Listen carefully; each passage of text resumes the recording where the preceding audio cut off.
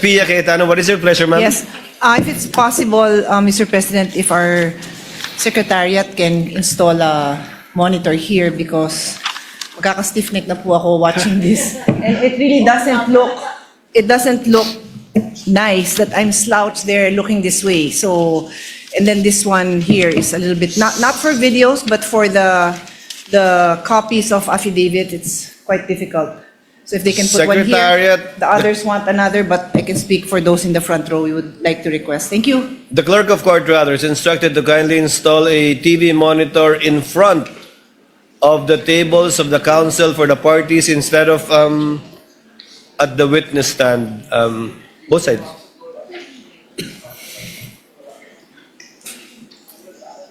Underneath the table of the counsel for the parties, Senator Judge Pia.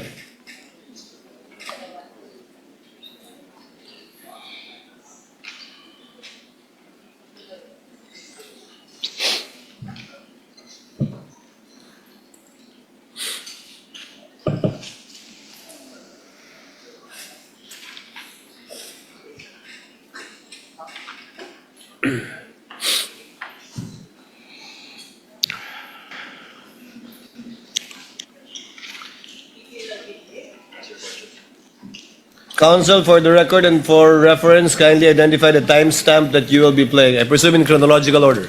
Your Honor, for the record, we are showing the witness a part of the video marked as the prosecution's Exhibit P-4-10. First video, the timestamp around 0001:27 to 0002:20 of the November 23, 2023 press briefing as contained in the video that you identified yesterday, sir. Your Honor, may we ask that the video be played at those specific timestamps?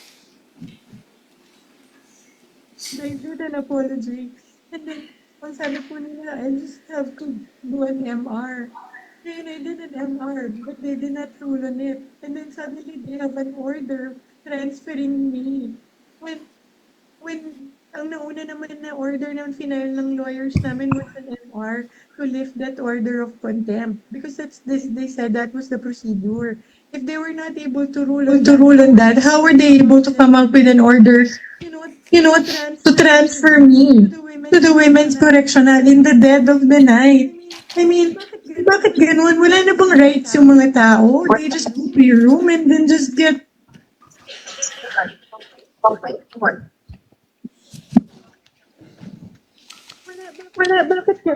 I don't understand. Your Honor, may I ask that the video be stopped?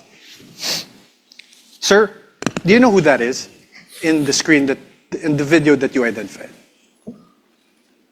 Attorney Zulaika, as far as I remember, sir. And Attorney Zulaika, as far as you remember, Attorney Zulaika is who in relation to the Vice President? You may answer not a yes or no question. As far as I remember, she is the COS.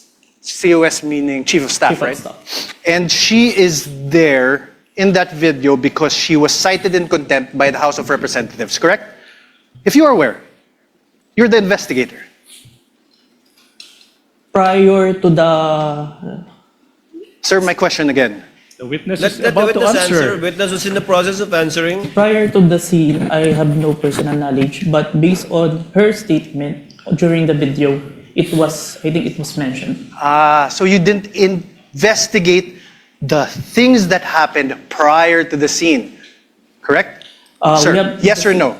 We have investigated, sir. You didn't investigate. Oh, I did, sir. argumentative. That's why there's an October 18, sir. So what happened before that? If you investigated, what I would happened? say I don't have personal knowledge, sir. Sir. Because I'm not present during that time, sir. Witness is not responsive. The question was, what happened prior to this video, this particular clip of the video, if you know, given that you investigated the incident, as you said? As far as I remember, there is a hearing in the House of Representatives. What committee, sir? I can't remember the committee, sir. What happened, sir?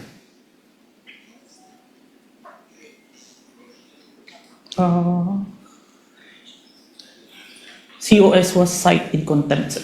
By who, sir? I can't remember the exact, sir. But you investigated. I withdraw, Your Honor. Can we play, let me show you timestamps around 002832 to 002933. This is the same prosecution's exhibit P-4-10. That is the video you identified yesterday. Your Honor, may we request that that video be played? Hindi ako lalabas. Hindi ako lalabas. Pwede magtanong. And just very quickly, Jason, if I may. Sorry. Go ahead. So after you pushed back attorney, they left the room, no? Tama ba? Did they appreciate that that detail accurately? Because I think alam din naman nila na mali yung ginagawa nila. You don't put people in the dead of the night. What is that? It served, di ba? Business hour. I mean, official business hours. Because hindi naman po ako kriminal eh. I am not a criminal. I am already here in their facility. I have assured them already that I will attend their hearing on Monday. So why will they treat me like that? So that's why I said I want my lawyer. I want my lawyer. Stop, please. Sir, did you consider this in making your evaluation in the revised affidavit of investigation dated February 10, 2025? Yes, sir. Thank you. Now let me show you timestamps around 003305 to 003432 of the November 23, 2023 press briefing as contained in the video that you identified yesterday, the prosecution's exhibit P-4-10. Your Honor, may we request that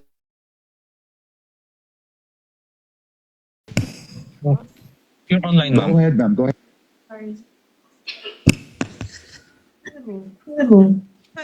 I would not have pushed that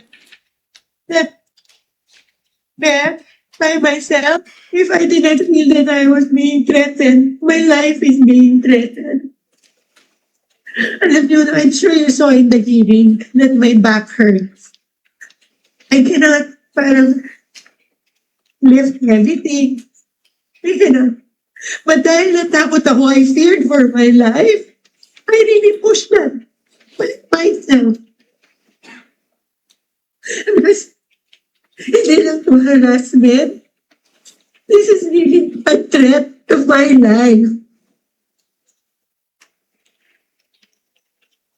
They gang up on you in the middle of the night? Huh? How is that done? Isn't that a threat to my life? Alam nila na I'm sick.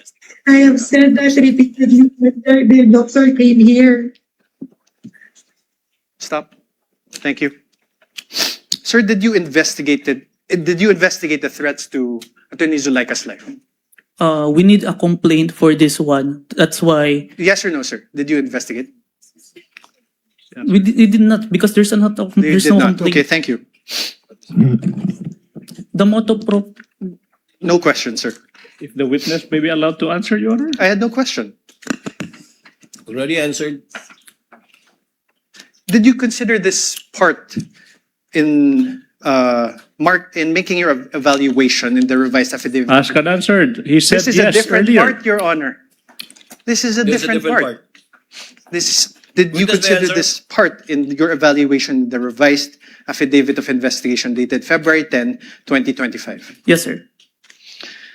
Okay, so despite considering these parts of the aforesaid videos, the NBI still recommended the filing of complaints for grave threats and inciting to sedition only against the Vice President.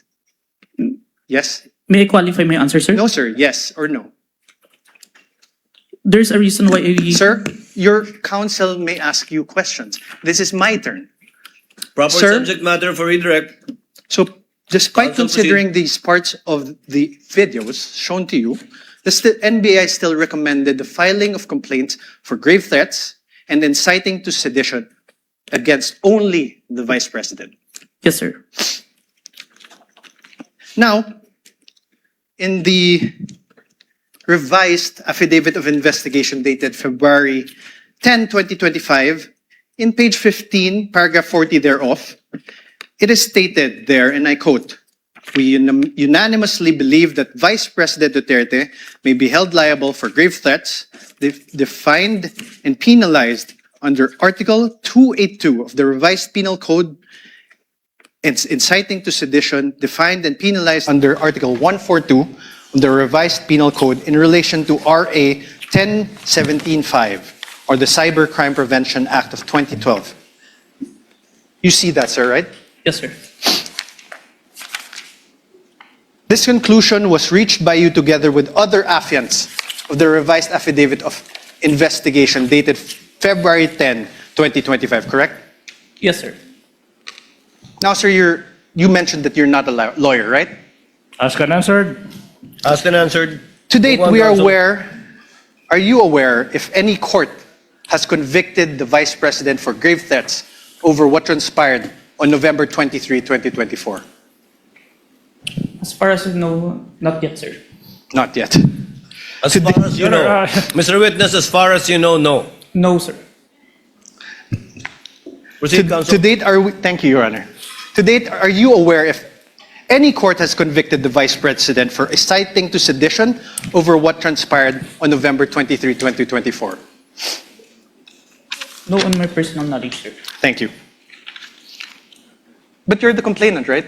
Argumentative, Your Honor. I was just Sustained. asking. Sustained. Move Asked on, and Counsel. answered. Argumentative. Then you withdraw your question. Improper.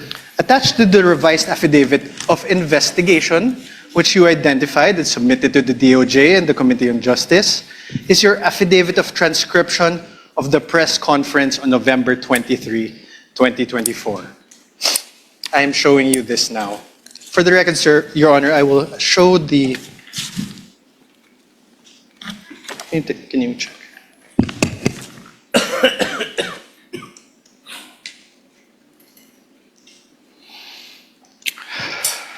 Sir, please take a look.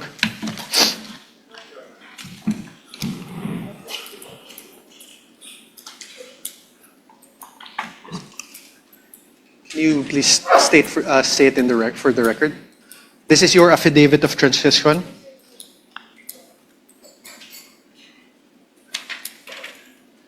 Yes, sir. This is a photocopy of my affidavit of transcription, sir. This refers to the press conference on November 23, 2024.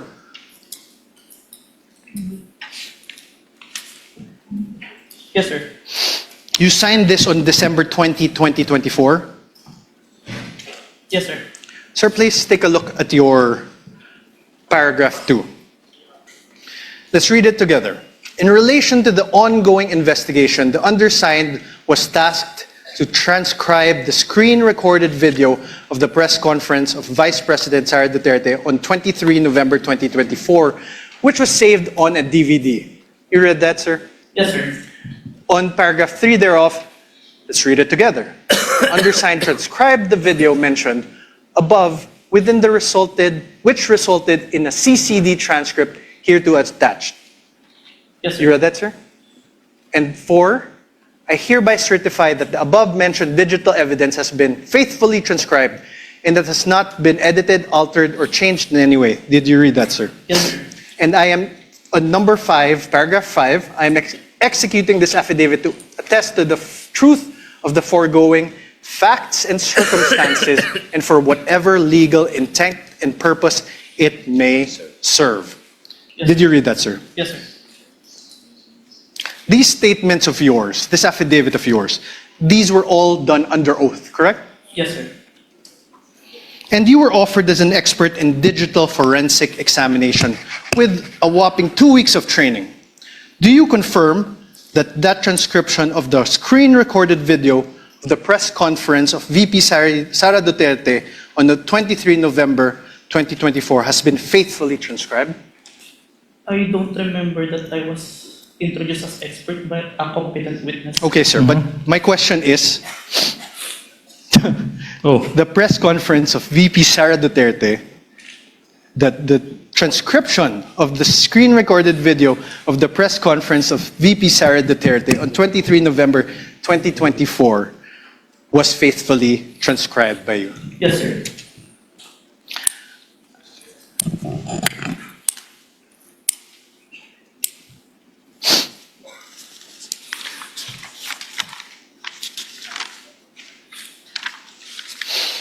Sir, attached to this affidavit is the transcript, correct? Can you please take a look? Yes, sir. And Your Honor, may I ask again that the video, parts of the video be played of the press conference on November 23, 2024. Let's go through it together, sir.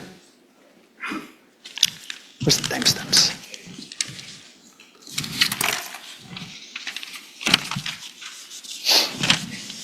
First, let's go to around timestamp 00446. Your Honor, may I request that the video be played? Sir, please. Steps after this order, are you going to file? Are you going to trigger na po ba, ma'am, the filing? I am not leaving this room. I am a here in the House of Representatives detention facility for 5 days until the hearing on Monday. Nobody can just come in here and demand to transfer me in the middle of the night. I have my rights. Okay, ma'am. Any crime. I am not leaving this room. Stop. Okay po, ma'am. Yun lang po, ma'am. You heard that, sir? Do you want to repeat it? I heard it. Or you heard it? Sir, in the first, you see also where that part is? Can you see it? Start with the question with Red Mendoza, sir. Okay, after the Zuleika Lopez. Did you hear that? Yes, sir. Okay. Mr. Witness, kindly speak to the mic. Yes, sir. Yes, Your Honor. You heard, she said, I am not leaving this room. I am a detainee here in the House of Representatives detention facility for 5 days until the hearing on Monday. That is the first sentence, sir. My question is this. Does your transcript have the words a detainee? Can you repeat the video, sir? Okay, let's do it. Please play for the video Mike is again, please. instructed to kindly play the video timestamped identified by counsel for respondent. You're going to trigger na po ba, ma'am, the filing? I am not leaving this room. I am a here in the House of Representatives detention facility for 5 days. That part that the detainee is inaudible, the only I heard. That's You why. heard the, correct? Yes. Are the words or the sounds the there? Her. Here. Yes. Here. Okay. Please play. How about the last part of the paragraph? She said, I have my rights. I am not accused of any crime. I am not leaving this room. Does your paragraph in your transcript have the word accused after not? Can you play the video, sir? Speak to Please the play the microphone, video please. again. Speak to the microphone. Tech is instructed to play the video. Witness is instructed to speak to the mic. Demand to transfer me in the middle of the night. I have my rights. I am Okay, not ma'am. accused of any crime. I am not leaving this room. More. Play, please. Okay po, ma'am. Yun lang po, ma'am. Thank you po, ma'am. Wait. Back. Any other question? 0446, please. I'm sorry, ma'am, kasi I understand, ma'am. Ma'am, this is my last question, and I'm very much sorry. I'm so triggered na po ba, ma'am, the filing? I am not leaving this room. I am a here in the House of Representatives detention facility for 5 days until the hearing on Monday. Nobody can just come in here and demand to transfer me in the middle of the night. I have my rights. I am Okay, not ma'am. accused of any crime. I am not leaving this room. Stop. Okay po, ma'am. Is the word accused in your transcript? What I heard is root, sir, The root of any crime. of any crime. Yes, sir. Let's play 001238. Can you please go to 001238? Personal. yung contempt. Diba? Sinabi nila sa iyo, isip namin yung contempt. I-produce mo yung apat. Sabi nila sa akin, if you notice it earlier in the hearing, diba? Sinuspend po ng Chairman Chua Wait, yung stop, please. Your Honor, please. Please. Now, I'm now registering my objection as to the relevance, Your Honor, please. If I may explain, Your Honor, of this line of questioning, Your Honor, please, if I may. Counsel may explain his objection. Your Honor, Please. please. Second. This witness already identified the video containing the contents of that press conference on November 23, 2024. And the counsel is now I can see my confronting transcript. No one- this witness whether there are minuscule portions of the 2-hour video, like detainee, accused, whether this appear in the transcription. Now the question, the basis for the objection is irrelevant. How can it be relevant? How can it be relevant, assuming but not conceding that these two minuscule words, detainee and accused, are not reflected in the transcript, when in fact this witness said he investigated not only on the basis of the transcript, but on the basis of the video that he himself viewed? What's the relevance? Overruled part of cross to test the accuracy and the truthfulness of the witness insofar as his transcription of the video is concerned. Thank you. Counsel may proceed. Thank you. Please play again 001238.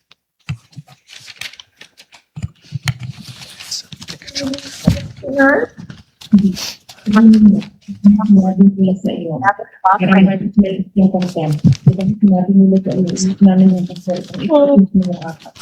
sabi nila sa akin, if you notice it earlier in the hearing, diba? Sinuspend po ng Chairman Chua yung session. Tapos, nung sinayin po ako ni Congressman Castro in contempt, then after that, nag-rule sila. Tapos, then sinuspend niya. Tapos, lumapit po sila. Nag-huddle sila. And then, they called my lawyer. And then, told him na kausapin ko. So, lumapit ako. And I really apologize. I said, you know, that letter to the Commission on Audit was really a position of the agency. It is our stand. Like all, di ba? Like, meron kang points na gusto mo i-raise.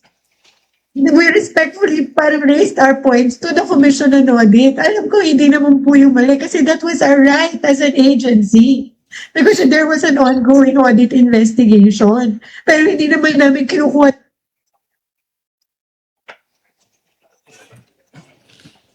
Narinig mo ba? Narinig mo? Did you hear the Vice President speaking?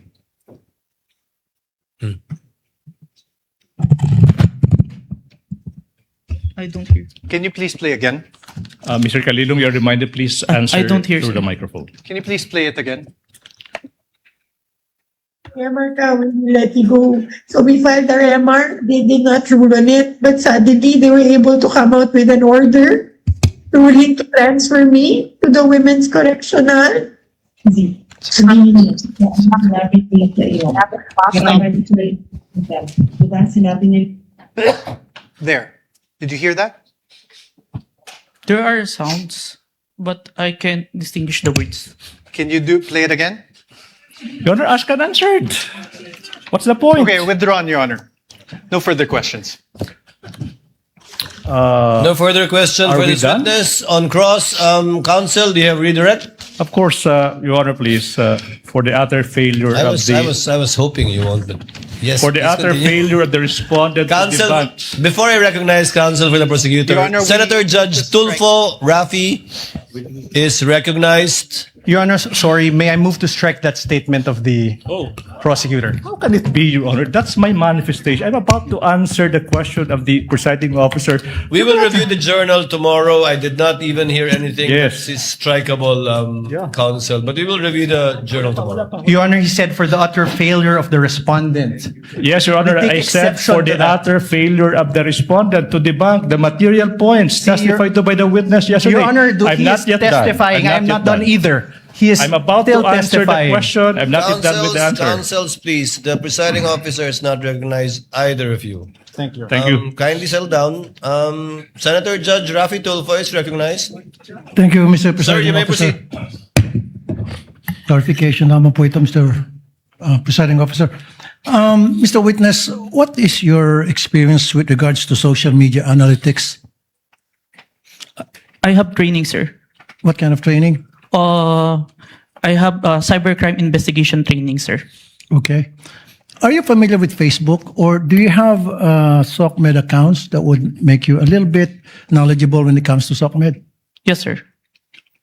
What is your account? What is your social media account? If I have any? an account in Facebook, Facebook. in Instagram, Okay. in X. X. So that means pretty much you're a little bit familiar with Facebook, right? Yes, Your Honor. Okay. There were concerns, Mr. Witness, whether the videos presented yesterday are AI generated or authentic. So are you experienced enough analyzing whether a video is AI generated or authentic? Yes, Your Honor. What makes you say that? Based on my experience, Your Honor, and the video itself, it's a 2 hours long. Normally, an AI-generated video will only last a short second, sir. So the video that was presented yesterday, where we saw the VP was saying something or talking to that effect. Did you do something, or what kind of system did you observe or follow to ensure whether that video was AI generated or authentic? Based on personal observation, sir. Personal observation. Yes, Your Honor. Okay, a few more questions. Therefore,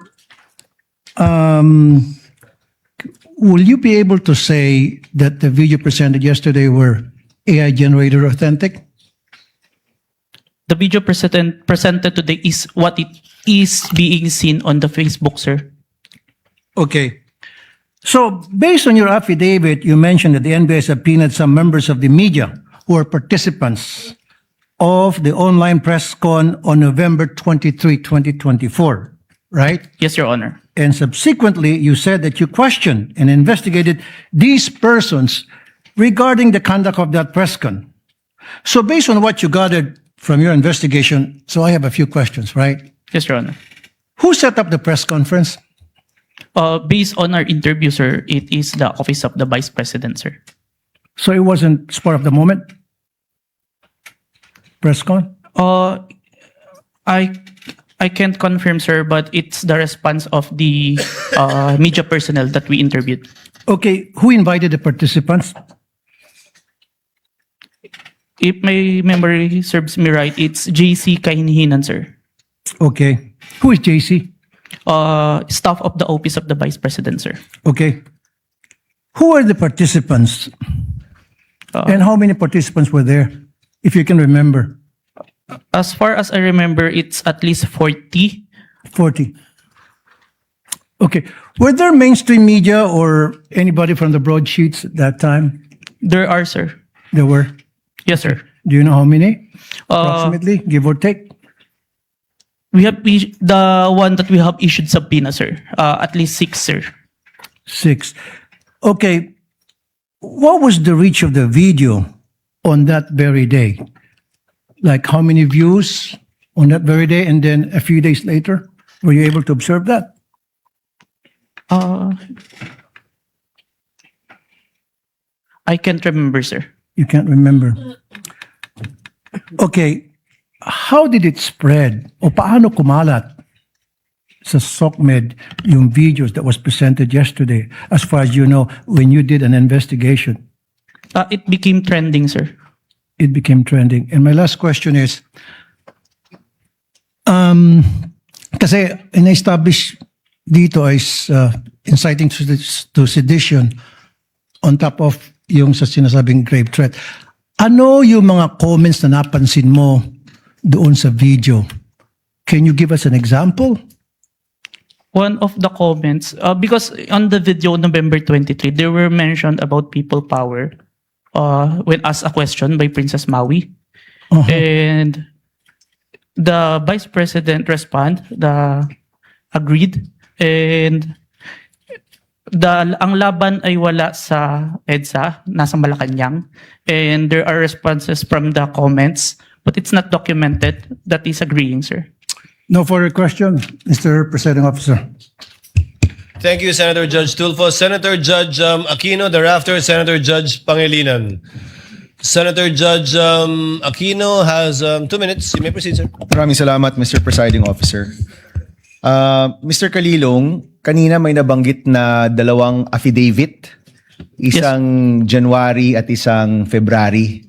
Yung January ay binalik sa inyo, tama po ba? Yes, Your Honor. And there were 7 grounds why it was returned to you, is that correct? 7 points. Can you narrate what are the 7 points that you addressed? Is that the correct term that you addressed in the second affidavit? Yes, Your Honor. Can you name them, please? May I have the certificate, sir? Who has a copy of the certification? Was it counsel for the respondent? Your Honor, may I approach? Yes, you may approach and show him the document being alluded to by Senator Judge Aquino.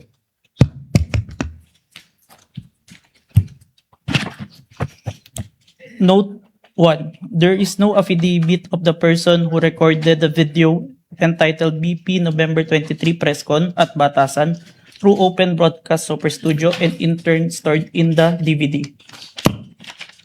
Number 2.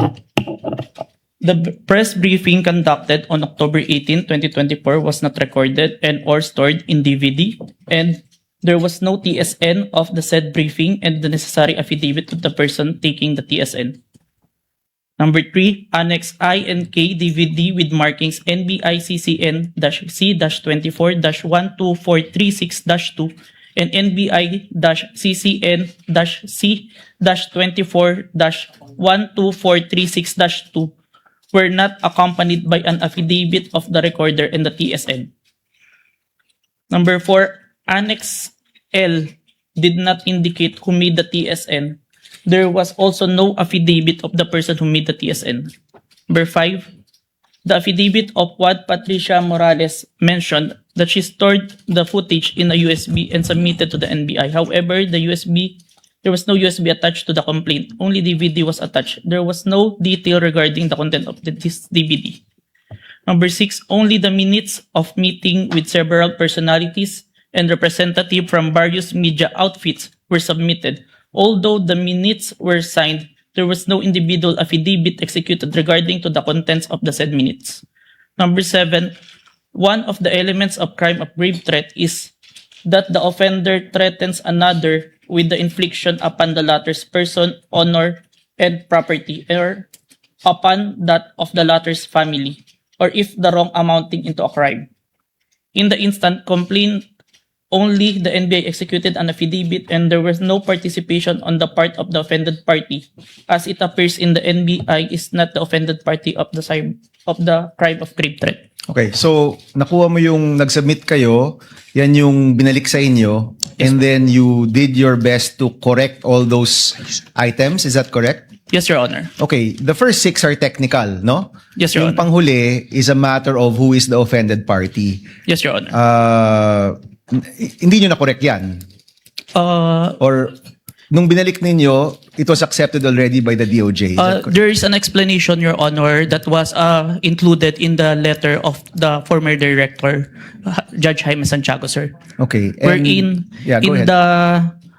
in the filing for preliminary investigation, it is not required for the victim to execute an complaint affidavit. Yan yung sir. sagot ng NBI. Yes, Your Honor. And once you submitted, it was accepted by the DOJ. Yes, Your Honor, and we received a certification, Your Honor, that our evidence is enough for preliminary investigation, sir. Okay, yun na yung second response to the second affidavit that you provided. Yes, Your Honor. Okay. May mga nabanggit dun sa mga statements tungkol sa hitman, no? Sa totoo lang, yung presensya ng hitman, mabigat yon. So, let me ask, are you the one who investigated just the video or did you also investigate the presence of the hitman that was being mentioned in the videos of the Vice President? I was only tasked for the video, sir. Okay, may I yung alam tungkol dun sa presensya ng hitman? Yes, Your Honor. Okay, Mr. President, I will refrain from my questions and wait for the witness pertaining to the hitman. Maraming salamat. Noted and entered into records, Senator Judge Pangilinan, thereafter Senator Judge Ontiveros, and then Senator Judge Villanueva. Thank you, Thank you ng Defense Counsel or Counsel for the Respondents na kung ikaw ay abogado, ang sagot mo hindi. Yes, sir. Ikaw ba degree holder? Yes, Your Honor. Ano ang degree? Bachelor of Science in Accountancy, Bachelor of Science in Accounting Technology, and I'm a certified public accountant, sir. So you're a certified public accountant. Yes, sir. Kahapon, tinanong ko sa iyo yung training. No? Kasi nabanggit mo, nagkaroon ka ng mga training. Ang nabanggit mo kahapon, 2 weeks ng training. Yes, sir. Pero on what matter? Only on photo and video authentication, sir. Okay. Meron pa bang... You may proceed, ma'am, and you have 2 minutes. Salamat po, Mr. Presiding Officer. There, the committee headed by Representative Joel Chua began investigating the Vice President and her people, even when Attorney Zuleika Lopez was being interviewed by the House Committee of Quadcom Committee, Your Honor. Even if she was answering the questions faithfully and to the best of her ability, she was cited in contempt, detained. Her lawyer was not allowed. Her lawyer was not allowed to be with her when they were trying to detain her in the women's correctional facility, Your Honor. Kaya itinatanong ko kung yan ba ang posisyon ng depensa na pwedeng okay lang or pwedeng tanggapin ang grave threats kung may masasabing lehitimong dahilan para magbanta. Yes, Your Honor. Before counsel Yes, for Mr. Presiding responded answers, although he already answered in the affirmative, Your Honor, I was just referring to before. we'd like to remind the senator judges to be cautious in making counsels for either party make conclusions of law and fact. Instead of presenting evidence through a witness they will present, or through direct, cross, redirect, or recross yesterday and discussion yesterday by counsel for the prosecution. But other than that, as agreed with some of the senator judges, we would try to limit the answers of the counsels for the parties. With your indulgence, Senator Judge Ontiveros, please. I submit, Mr. Presiding Thank you, Officer, may I just in closing make of record that I also appreciated and also submitted to the ruling of the presiding officer yesterday because I appreciated that it partook of the history of impeachment proceedings in this court. Pinag-aralan ko rin po ng maigi ang mga nakaraang mga impeachment trials at di hamak na pati noon naging liberal ang pagpapahintulot nila sa mga katanungan ng mga senator judges para lang mas maliwanagan ang iba't ibang punto. So I again thank the good presiding officer and again reiterate my submission to his ruling and thank the good counsel for the defense for his response. We thank Senator Ontiveros for her indulgence and understanding. Senator Villanueva. And thereafter, Senate President Gatchalian. You may proceed, sir. You have 2 minutes. Thank you, Mr. President, Mr. Presiding Officer. May I just point out something to the witness? Mr. President, Your Honors, the witness mentioned yesterday that reported statements of the Vice President were referred to the Presidential Security Command and evaluated in coordination with the National Security Council. Just to assist the court in evaluating the relevance and weight of the government security response in determining whether the respondent's conduct constitutes an impeachable offense.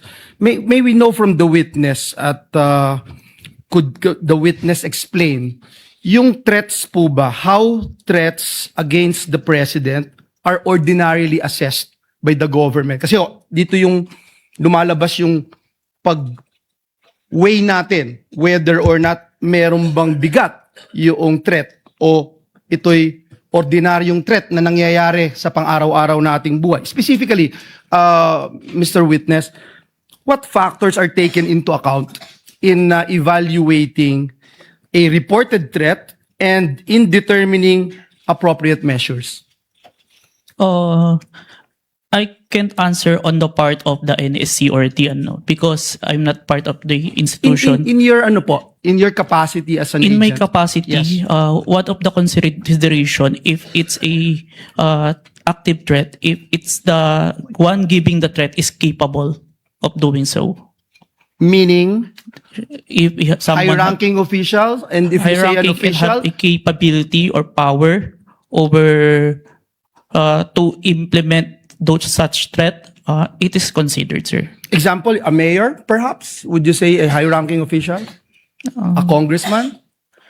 Or yung basihan po ng kanyang threat. Kunyari, ang threat ko, dadalhin kita doon sa buwan. Wala naman akong space shuttle. So, wala din pong bearing yon. Is that the correct assumption? Not only, sir, but also how it was delivered, sir. Like what was mentioned in that I mentioned previously, it was mentioned that no joke, no joke. It's a serious. So that is the one of the considerations, that's sir. the consideration. Thank you very much. And lastly, Mr. Witness, you made mention na submit mo sa DOJ nung January 30. Is it the same affidavit that you submitted to the HOR? The one that submitted to the HOR is the affidavit dated February, sir. So that's the latest. Yes, sir. The one that complied with the requirements of the DOJ, sir. Thank you very much for that clarification. Thank you, Mr. President. Thank you, Senator Villanueva. Before I recognize Senate President Gatchalian and thereafter Senator Erwin Tulfo, may I remind Attorney Narvasa that your 5 minutes, you'll be given your 5 minutes after the questions of the senator judges and before we recognize the counsel for the prosecutor for his redirect. Senate President Gatchalian is recognized. Thank you, You may Honor. proceed, sir. You have 2 minutes. Thank you, Mr. May I be Presiding clarified? Officer. I believe that we would do it after recross. So You it's- want, I heard cross. Sorry, After Your we Honor. cross. Yes, Your Honor. Thank you, Your Honor. Better for us. Yes, Your Honor. Thank you, Mr. Presiding Officer. I just have a few questions, clarificatory questions. Narinig ko ho kanina ginong testigo na nasabi niyo may 40 media personalities doon sa press con. Tama po ba? Yes, Your Honor.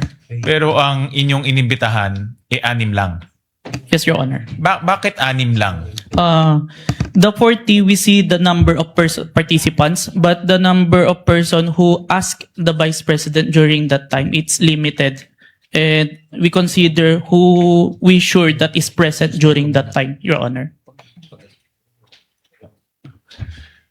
Meron bang kayong criteria kung paano pipiliin itong mga media personalities or kung sino lang ang nagtanong? Kasi kahit hindi ka naman magtatanong, nandoon ka naman, naririnig mo yung mga diskusyon, meron ba kayong mga criteria kung paano pumipili ng media personalities?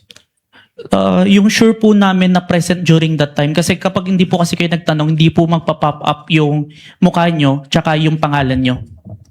Okay. At itong mga 6 na sinupinan ninyo, ano yung kanyang common statement na ibinigay? Kinonfirm po nila na present sila during the November 23, 2024 press conference and yung utterance po ni Vice President narinig po nila. Okay, I believe ilan dito sa mga personalities ay ipapatawag rin. So tatalon ako sa ibang topic. Nakita ko kanina itong tungkol sa MaxCore Interventures at nakita ko kanina pinakita yung Articles of Incorporation, mukha siyang supplier ng equipment.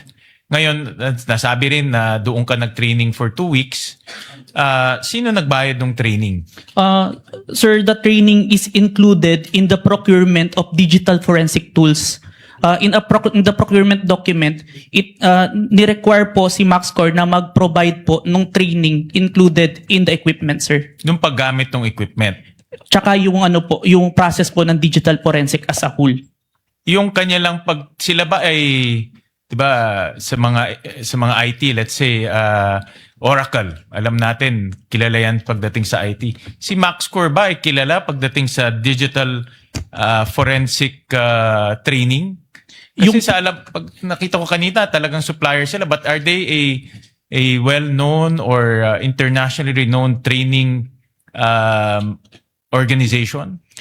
It's not the max score itself, but it's the trainer that they provide, sir, that is capable in training us, sir. Itong trainer na ito, certified siya in this type of technology? Yes, sir. The trainer has a lot of certifications in relation to digital forensics, sir. Can you name a few certification na meron itong trainer na ito? I can't remember, Like, let's sir. say Oracle or let's say Microsoft, di ba? May mga ganyan No, yan. sir. CompTIA, sir. CompTIA training. I believe he also have a certified ethical hacking certification and a lot more, sir. When it was presented to us, sir. All right. So itong mga trainers nito ay certified trainers na pwedeng mag-train sa iyo at magiging certified ka rin. Yes, sir. Initial na akong certificate, sir. Lastly, Mr. Presiding Officer, after training, nakakuha ka ba ng certification na katulad sa kanila? No, sir. But that certification that I was trained by them, sir. Pero ikaw mismo, are you certified I have- to do forensic examinations for your purpose and responsibility? I have a certification, sir. I am a certified computer hacking forensic investigator, sir. Itong forensic analysis, meron kang for this purpose, itong pinag-uusapan natin. The computer, the authentication, sir, part or as a whole, sir. As a whole. I have a certification in computer hacking, sir, specific. But I have trainings in relation to the... Iba yung hacking Yung pinag-uusapan natin, forensic examination ng video, forensic examination ng mga ganitong bagay. Meron kang certification doon? I have certificate, sir. All right. Thank you, Mr. Presiding Officer. Senator Judge Erwin Tulfo, thereafter Senator Judge Marcos. You may proceed, sir. You have 2 minutes. Maraming salamat, Mr. Chair, Mr. Presiding Officer. Ang katanungan ko po ay para sa ating testigo. Batid ko po na sa ilalim ng Republic Act 10867, sa ilalim po ng Section 4, ang kapangyarihan po ng inyong ahensya na mag-imbestiga kapag ng mga krimen, partikular na tulad ng mga banta sa buhay ng Pangulo, ikalawang Pangulo, Senate President, Speaker of the House, at Chief Justice. Tama po yun. Yes, Your Honor. Kahit na lalo pat pag ito ay may kaugnayan sa national security. Tama po? Yes, Your Honor. Pero ang tanong ko po, ang pagsasampa po ba ng kaso, nasa mandato rin po ba ng NBI na magsampa ng kaso doon sa mga tao na nagbanta sa buhay ng Pangulo, ikalawang Pangulo, Senate President, Speaker of the House, Chief Justice? Is it automatic or kailangan mag-request sila sa inyo? Matic ba yung pagsasampa ng kaso doon sa nagbanta? In this case, is it automatic or wala lang, kasama sa mandato niyo to file charges dahil binantaan mo Pangulo o si Vice Presidente kung sino mang yang 4 na matataas na opisyal natin or 5 matataas na opisyal natin? Ang basis namin doon, Your Honor, is yung primary objective namin to investigate cases to the threat to the President, Vice President, Senate President, Supreme Court. And if we found that the evidence is enough that there is a crime committed, we will file a case because that's the output of our investigation, sir. Kahit po ba na hindi yung biktima, in this case yung Pangulo, biktima ng threat, kahit na hindi siya nagreklamo, automatic po yun, kahit na hindi siya nagreklamo sa inyo? Yes, Your Honor. Okay. Hindi nyo na siya kailangan tanungin pa na, Sir, gusto nyo po bang kasuhan namin ito? Wala nang gano'n. You will never ask. Sabihin natin, hindi lang Pangulo, Vice Presidente. Nangyari din sa Vice Presidente o sa Speaker of the House, sa Senate President o sa Chief Justice. Hindi nyo naman lang siya afford to ask him like, Sir, will you go to the process? Kasi magpa-file ka po ng mga affidavit. This is a long process, etc. Kahit na Pangulo ka po, may pipirmahan ka mga affidavit. Is it automatic, Mr. Witness? We submitted it, sir, even without a complaint in the for preliminary investigation, sir. No further questions, Mr. President. Thank you, Senator Judge Erwin Tulfo. Senator Judge Marcos is recognized. You may proceed, ma'am, and you have 2 minutes. Yes, maraming salamat. Mahal na namumuna. Hihingi lang po ako ng dokumento para mas madali nating sundan ang mga pangyayari. Nalilito lahat pagkat wala po kaming papel. At ang nabigay sa amin, eto, Annex FFFGGG. Nalilito po kami kung alin dito yung mga papel. Kung maaari kaming bigyan, unang-una, yung unang tinutukoy, the first affidavit of investigation dated January 30 alleging grave threats inciting to sedition ng NBI.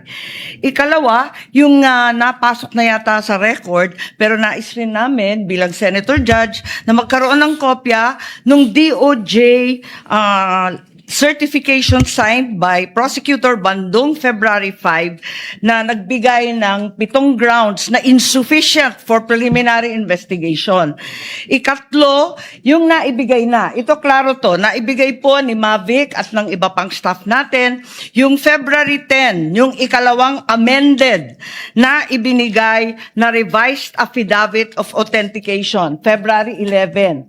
Ngunit sabi ni testigo Kalilong na merong kasama ito na wala rito sa record natin at sana maibigay si Senator Judge. Ito yung sulat kasama nung second revised affidavit of authentication. Ito naman yung sinasabing sulat ni Santiago K. Fadulyon ng DOJ na nagsasaad na hindi kailangan na may private complainant yung sina Presidente, ang First Lady at saka yung dating Speaker dahil base sa kaso ng Santos Concho versus DOJ na 2008, hindi daw kailangan yung private complainant. May we also have a copy of the same. Finally, may we urge that a copy also be given of February 14 certification of DOJ asserting that the revised affidavit of investigation was finally sufficient. Nais lang namin na makita yon at alamin yung investigation data, huling-huli, nung March 7, almost a month after the submission of the affidavit of authentication, kasi halos 1 buwan bago utusan na magkaroon ng investigation data form. Sana may kopya rin tayo noon.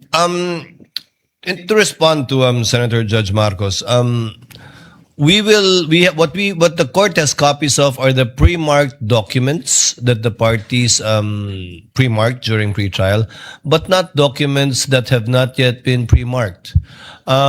Most of the documents you mentioned that was discussed by counsel for respondent has not yet been pre-marked. They only used it to confront via cross-examination the witness of the prosecution. But the ones we have, we will furnish you with a reminder, of course, Senator Judge Marcos, that these documents have not yet been formally offered by either party. And we still have to await formal offer before the court rules on the admissibility, if at all, of these documents. But we will endeavor to furnish the good Senator Judge with whatever the clerk has. Yes, Your Honor, if I may. if we could be provided with whatever the clerk has and adequately identified, not as GGGGG or FFFFF, at sana kung mabuo yung mga dokumentong sinasabi sa lalong madaling panahon. Maraming salamat. We will endeavor to comply as best we can, Senator Judge Marcos. Same issue. Senator Judge Alan Cayetano, Peram ng GG. what is your pleasure, sir? Mr. President and Mr. Presiding Officer, before ruling yesterday, just in the interest of all senator judges being able to follow closely, especially kami sa first row kasi medyo nagkaka-stiff neck na kami. Mahirap tignan yung TV, so baka dun sa Maglalagay harap. na po kami ng TV sa harap ng And lamesa I ng don't know, counsel for parties. I think all of us own a iPad or a tablet. I don't know what the solution is, but if the secretariat or the clerk of court, the office of the clerk of court can work with our staff, just to give you an example for today, no? If you look at the impeachment complaint on page 19, for example, it says that the affidavit we're looking for kanina, footnote number 72, is this one. In the impeachment complaint, no? It's found on Annex G. Okay. So this is Annex G. If you look at Annex G, it is a certification, not an affidavit. Okay. So where do you find the affidavit mentioned in the impeachment complaint? You actually find it in volume 14, Annex FFFFF. So before I can even say that. That's FFFFFF to GGGGGG. Yes. So even before we finish saying that, Your Honor, Mr. Presiding Judge, medyo mahirap. To further complicate, the annexes when delivered to us was labeled annexes. And then when it was pre-marked, iba na yung marking. That is correct. Okay. So to clarify, I'm not asking both the prosecution and defense to give us any documents in advance that will prejudice their presentation or the rebuttal. I do understand that it has to be offered, but to speed things up and to make sure we understand, in the same manner that they're asking the witness to examine it, maybe we can be given a copy to examine at the same time, whether digital or actual copy. I don't want to impose upon them to print 24 copies. But again, anyway, it's Wednesday. We have Thursday, Friday, Saturday, Sunday for our staff and the clerk of court to meet. So I think we already have a solution for you, Senator Judge Cayetano, as well as for Senator Judge Marcos. We will be furnishing the parties either via soft copy to your respective iPads or laptops, or we will enter their official emails as well. Kayo na po mag-print ng hard copy ng list of evidences as marked, as pre-marked by the prosecution na ipe-present for Article 4. And we will do this by article. However, insofar as I said, the documents presented by the counsel for respondent, these have not yet been pre-marked. But I don't think there's anything wrong with asking for a copy from the counsel for respondent. on that point, For our guidance, whether or not the same will be offered without prejudice to respond to On counsel that for point- respondent, deciding on whether or not they will offer it at the appropriate time. on that point, Mr. Presiding Officer, even if it's pre-marked, if it will prejudice their presentation, I don't mind it be given in real time. And same, no? If it's being used on cross or recross on rebuttal, and hindi to na pre-mark, as long as real time, para lang we can process it. If not, we have to review afterwards, and it messes up our preparation for the hearing the next day. No? Is that possible for the parties once the roles are reversed? May I get a Your response Honor. from the counsel for respondent? Your Honor, first we'll clarify, everything that was showed today was pre-marked by the respondent. That's not my understanding, because the DOJ letter you pre-marked is different from the DOJ letter that we have pre-marked. But we'll verify. So everything was pre-marked? Yes, Your Honor. But you presented a document that was not pre-marked, either by the prosecution or the defense. Walang marking eh. I presented all that. So if it was pre-marked, it's our lookout. Then then there's no problem furnishing the senator judges with a copy of the same. We have no problem with that, Your Honor. Senator Judge Alan Cayetano's concern has no basis if it was all pre-marked. Apparently, it was our oversight. Yes. Counsel for the prosecutors, would that be possible? Yes. To furnish it? I think what counsel for respondent did earlier helped us out a lot.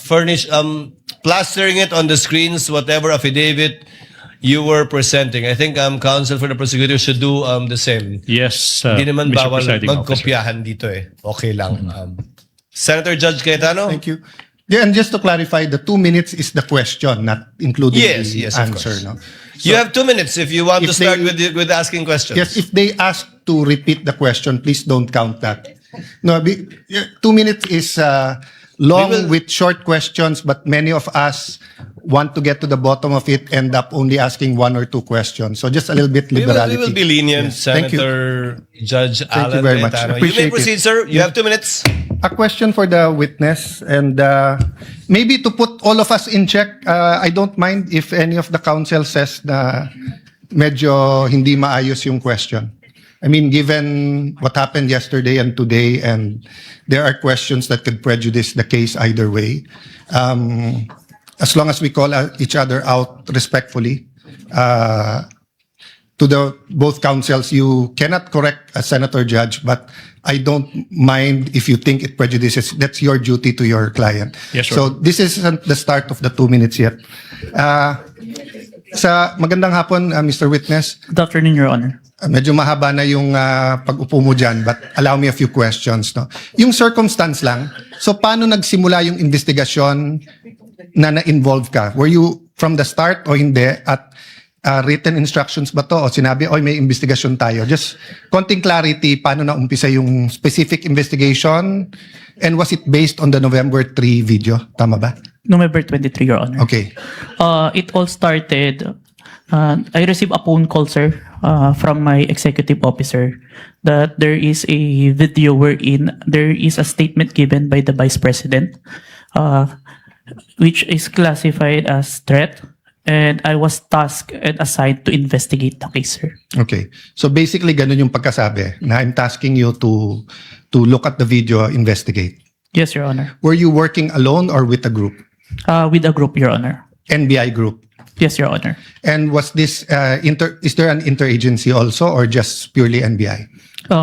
Don't have personal knowledge. Maybe our chief, sir, has the knowledge on that, sir. Yes. No, that's all I asked for naman, yung personal knowledge. Yes, Your Honor. So, pakiulit mo yung sinabing, how exactly sinabi sa'yo na, tignan mo yung video, imbestigahan mo, or may statement? So, to be specific, sir, as far as I remember,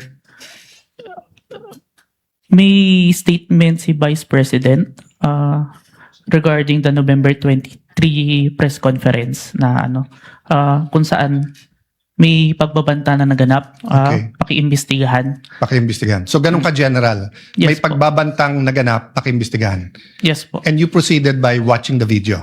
Yes, Your Honor. And when you watched the video, you got to the part na may pagbabanta. No, Your Honor. I first don't know which part of that. So you watched the whole video, of course.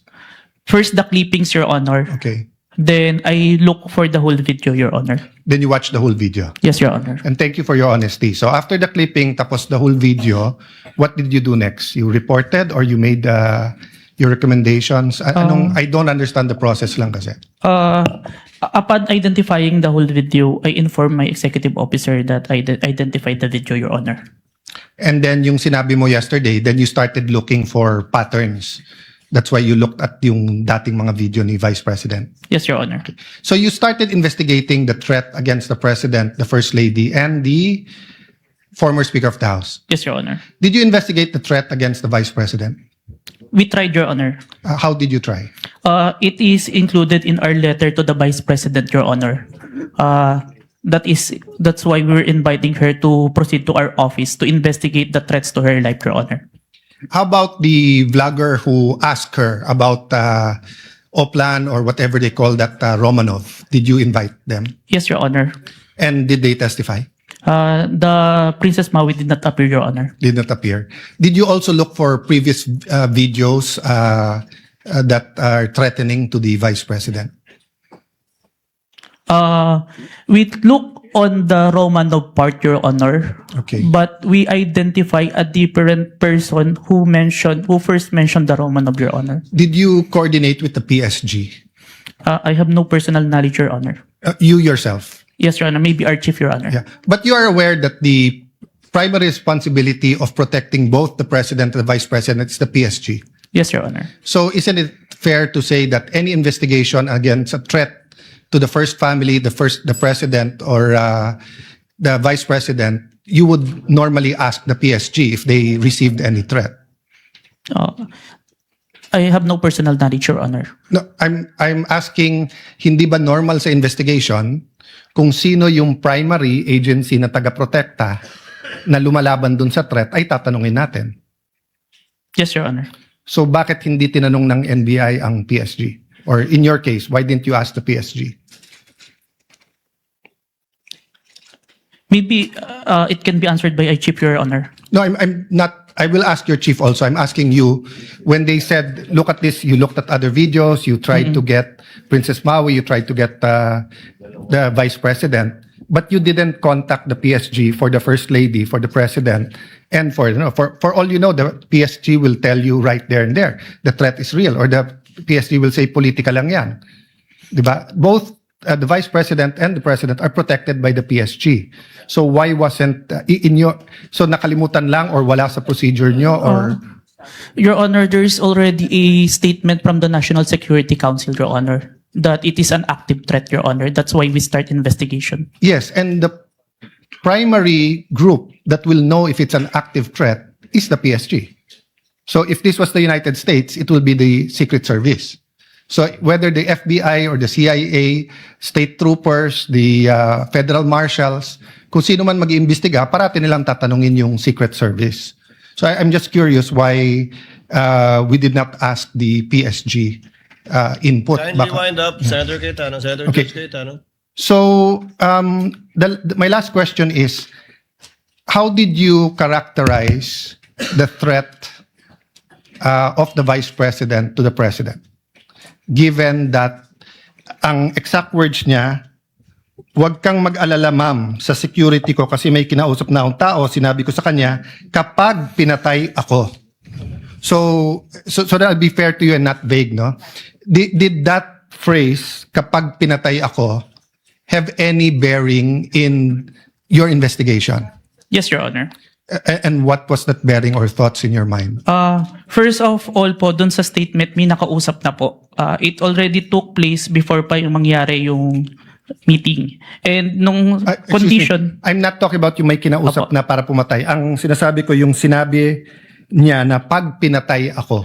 Yes, Your Honor. How did that affect your investigation? There is a condition na kapag pinatay siya. But as we can see, it's only applicable if there is only two parties.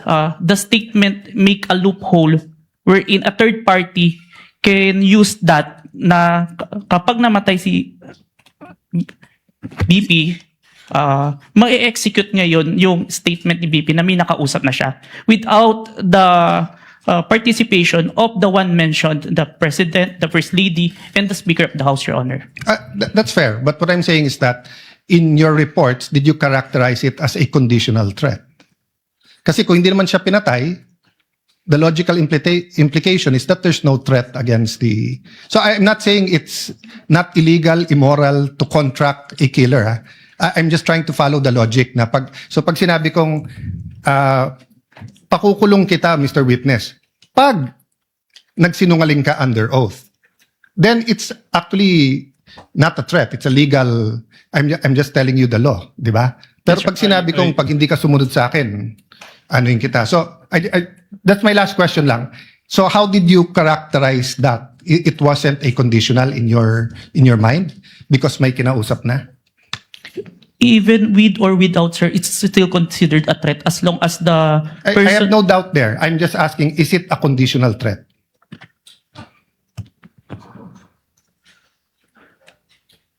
Based on our affidavit, sir, I believe it's conditional, which... Based in your affidavit. But your initial assessment, yung personal mo as an investigator, this is an investigation of the whole NBI, but yung personal mo. The threat is absolute, sir. Okay. Thank you, Mr. President. Thank you. Thank you, Senator Judge Cayetano. We now proceed. Senator Judge Padilla is recognized. Maraming salamat po. Thereafter, Senator Judge Zubiri. Maraming salamat Senator Judge po. Padilla, you have 2 minutes. Opo. Nais ko lamang po magtanong sa ating saksi.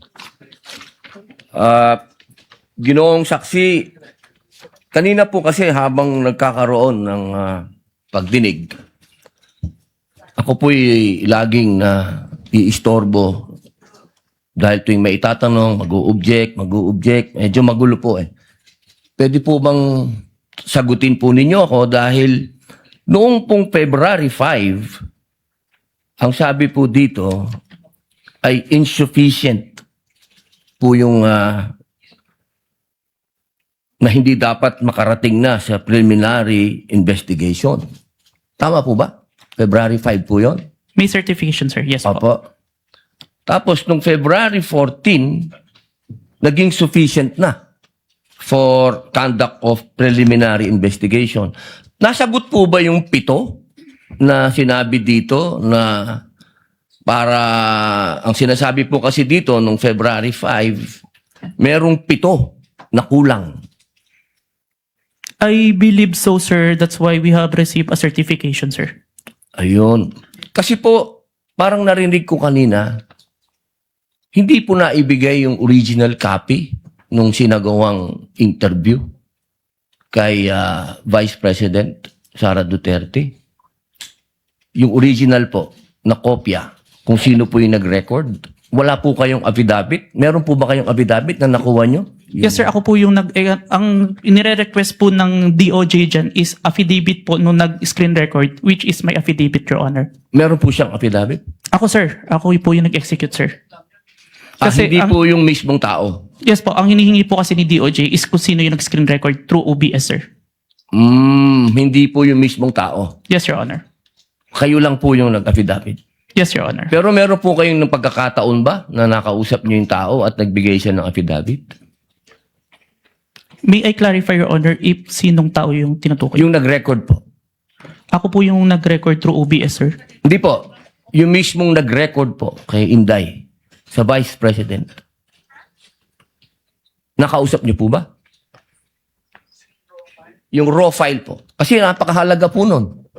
Kasi doon po natin malalaman kung original ba o hindi. The video itself, sir, is publicly available. That's why I performed the recording, sir. Opo. Pakisagot na lang po, mahal na saksi, kung nakuha niyo po ba yung original. Yung original, hindi po yung galing sa internet. The original, no, sir. Yun lamang po. Maraming salamat po. Thank you, Senator Judge Padilla. Senator Judge Zubiri, you are recognized, sir. You have 2 minutes. Maraming salamat to our presiding officer. Magandang hapon po, Sir Witness. Good afternoon, Your Honor. Good afternoon. Gusto ko lang magtanong, clarificatory questions lang po ito. Dito ba sa ating bansa, dahil tinatanong ko po ito sa inyo, dahil kayo po investigating body, sa ating bansa, meron bang specific law pagdating sa mga banta sa Pangulo, Pangalawang Pangulo at kanyang mga successors? Or yan ba'y pasok lang sa grave threats, which is applied sa lahat? Applicable sa lahat ng tao? Based on my personal knowledge, sir, it's only on the grave threat, Your Honor. Which is applied to everyone, if I'm not mistaken. No? Kasi sa batas sa Amerika, sa Estados Unidos, meron pong tinatawag na number 18 under the United States Code, Section 871. There is a specific law na pinagbabawal po itong mga threats to the President, Vice President, and its successors. May jail time po ito at may fine na malaki. As a matter of fact, dito sa panahon ni Pangulong Trump, marami na po silang kinasuhan at hinabla at napasok sa kulungan dahil sa paglabag nitong batas na ito. At Secret Service po ang sumasagawa ng investigasyon. Sa atin ba dito, ang NBI ba ang nabigyan po ng kapangyarihan para gawin itong investigasyon under your new NBI code? Under our law, sir, the new NBI law, included po yung investigation to the threats to the life of the President, the Vice President, the Speaker, the Senate President, and the Supreme Court, sir. So, klaro na kayo, nasa kapangyarihan ninyo. Kasi hindi pwede sa Presidential Security Group. Hindi katulad sa Estados Unidos, yung Secret Service ang talagang nanguhuli at nag-imbestiga. Sa atin dito sa Pilipinas, ang NBI po ang nangunguna sa investigasyon. Tama po ba yan o mali? It is within our law, sir. Okay. And this is just food for thought because not only are we senator judges, we're also legislators. It may be time that we also craft a law that will be specific on threats made to the President, Vice President, and its successors, meaning the Senate President, the Speaker of the House, and the Supreme Court Chief Justice. Sa Amerika kasi, sa batas po nila, and I'll just wrap up, the defendant, to secure conviction, the defendant communicated a threat. The defendant understood and intended the statement as a true threat. Di po niya sinabi, joke only in the end. And pangatlo, the defendant knowingly and willfully makes the threat. So just food for thought as legislators as well. So maraming salamat po, Mr. President. Thank you, Senator Judge Zubiri. We now proceed to where we left off. I believe that was the redirect of the counsel for the prosecutor. Just out of curiosity, without any pressure, because I promised I would declare a break somewhere in between. Depending on how long your direct and recross would be, I can call the break after the recross and the statement of the counsel for respondent, so that we break on a good point before we call on the last witness for today. Yes, counsel for the prosecutors. As to the question, if the prosecution will do the direct examination. The redirect. Kung mahaba-haba Sorry, pa the yung redirect examination after the cross-examination of the defense. The prosecution decides not to conduct a redirect, Your Honor, please. Thank you, counsel for the prosecutor. Counsel for the respondent, do you want to begin to utilize your time now? Your Honor, I will turn over the mic to my co-counsel. He will also be the cross-examiner for the next witness. But Your Honor, please, sorry. May I make a manifestation, Your Honor, please, before we proceed, Your Honor, please? A manifestation as to the In statement. connection with what, counsel for the prosecutors? As to the manifestation earlier that all the documents that were confronted, that were Yes. presented to the witness, I believe that the defense said that all those exhibits were pre-marked. But based on our records, Your Honor, please, and then I hope the defense will clarify this for the record, we perused the documents and we don't see that the articles of partnership and the screenshots of the websites that were presented earlier, based on our tally, based on our records, these were not pre-marked, contrary to what the defense manifested. So we would like to seek clarification from the defense. That is correct, Your Honor. Those three documents were not Noted pre-marked. and entered into the records. Thank you so much. Given that there is no redirect and recross, counsel, can you state for the record your name? Good afternoon, Your Honors. I am Mark Sivin Luan for the Vice President. Sir, you're aware of the situation. Time was given to the counsel for the prosecutors to make a discussion about whether or not Article 4, the acts alleged in Article 4 constitute an impeachable offense. You have the same time of 4 minutes and 26 minutes, which will round. Before I allow you to continue, kawawa naman si Mr. Calilong. Mr. Witness, Mr. Calilong, Senator Judge Lacson, before we excuse.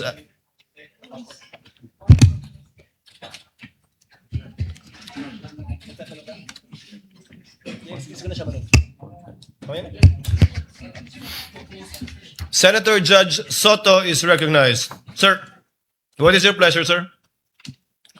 Mr. President, Mr. Presiding Officer, are we going to dispense with the witness already? Unless you have questions. I believe Senator Lacson has questions to the witness, so not yet. Well, it's a simple question. The gentleman may You're familiar. Thank you very much. You're familiar with the internet, of course. Yes, Your Honor. Have you noticed that lately all the AI-generated videos have a caption saying AI-generated? Yes, Your Honor. Kaya pag walang nakalagay na AI-generated, siguradong hindi AI-generated?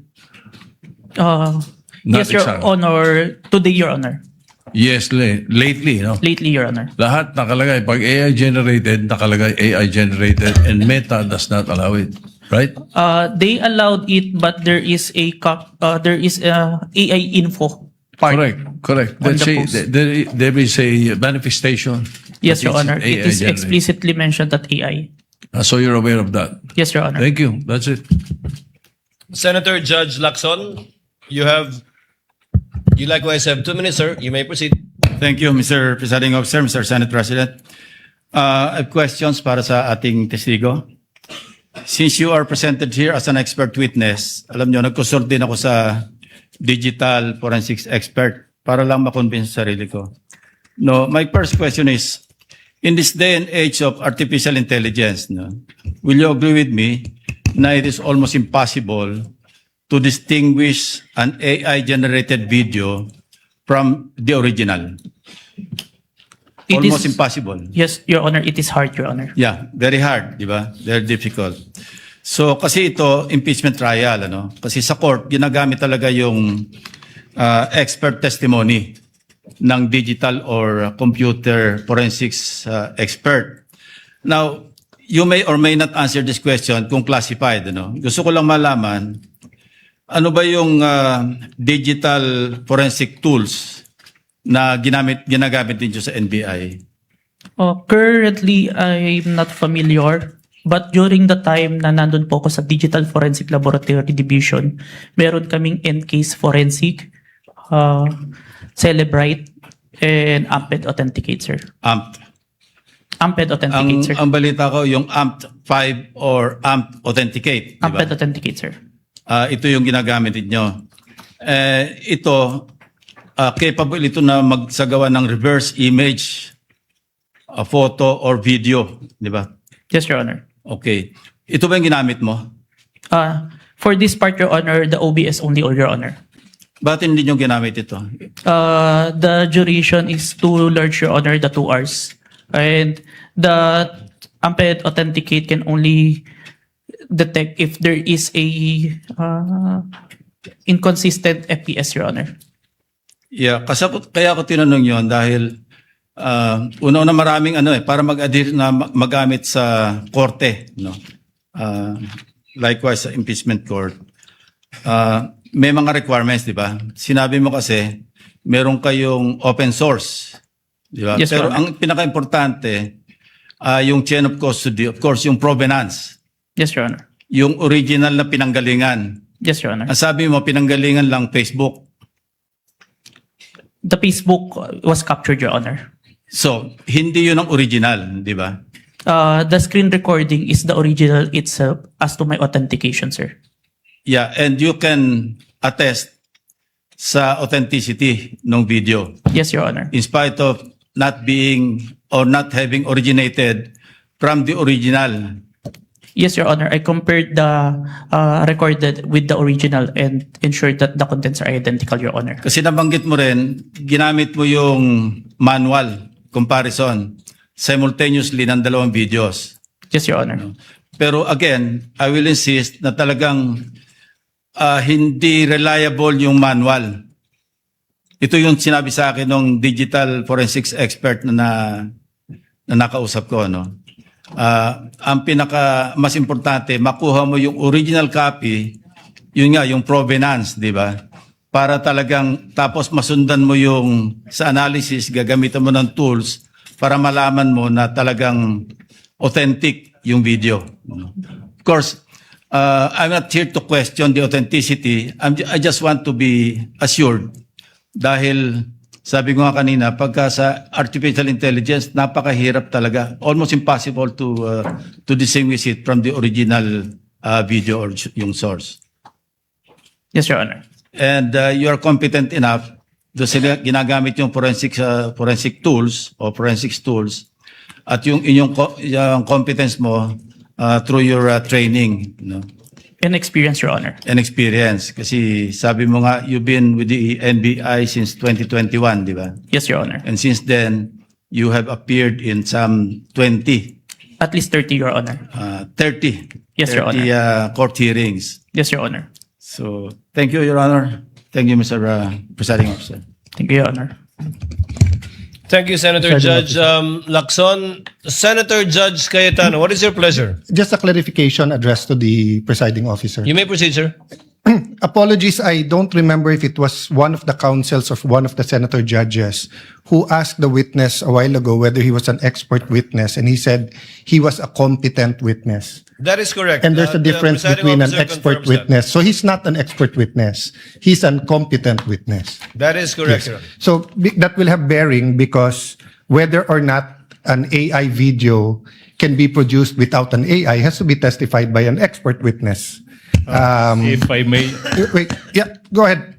If I That may- doesn't mean, I don't think you'll disagree with my second statement. That doesn't mean that this witness is not competent to testify on that. Second point, I just like to clarify for the record, my understanding of watching the video is that it was on StreamYard, then a link was shared sa Facebook. Yes, Your Honor. So if that's the case, Mr. Presiding Officer, the original video is with StreamYard, not with Facebook, or are both original? It's Zoom, Your Honor. Zoom? Yes, Your Honor. I was informed StreamYard, but just for the record, so that later on when we review everything, someone testified to it. Duly noted. Yeah, thank you. Duly noted and entered into records. Mr. Vinluan, you have your 4 minutes and 26 seconds. But we cannot use the seconds in our timer, so just look at the clock, sir, please. Your Honor, please. Before we... Yes, Mr. Kalilong, you are excused, sir. Thank you, Your Honor. And thank you for your time and cooperation with this impeachment court. Thank you so Your much, Honor. NBI Senior Agent John Mark Calilong. Thank you so much. Hold on, Mr. Kalilong. Yes, Senator Judge Padilla. What is your pleasure, sir? Ginoong tagapamahala ng hukumang ito, nais ko lamang po sana hingin ang mga credentials ng ating saksi kung paano po lahat ng kanyang certification, lahat upang mapatunayan po natin lahat na He's ready. To it earlier, but kindly respond to the question of Senator Judge Padilla, Mr. Witness. I have here, sir, my certifications during the time of my investigation, Your Honor. Can you, mahaba ba? I can read, Your Honor. Mahaba ba, hindi? ibigay na lang po siguro sa Kindly atin. just submit it to us, yes, please. Opo, Yes, submit sir. na lang po. Thank you, Your Honor. If that is okay with Senator Judge Padilla. Thank you, sir. Mr. Kalilong, you are excused, sir, and thank you for your time and cooperation with the impeachment court. Thank you, Your Honor. The presiding officer will just wait for the witness to leave the premises before recognizing Attorney Binlon. Okay, Attorney Binlon, you have 4 minutes and 26 seconds. You may proceed, sir. Thereafter, we will call for a 15-minute break. In the discourse yesterday, talking about VP Sara's statements during the November 23, 2024 press con, Senator Judge Risa Ontiveros stated, and I quote, "None of these statements are proof that the Vice President actually contracted an assassin or hired one. She is absolutely right." She then asked the question, why are these acts impeachable? To this question, the prosecution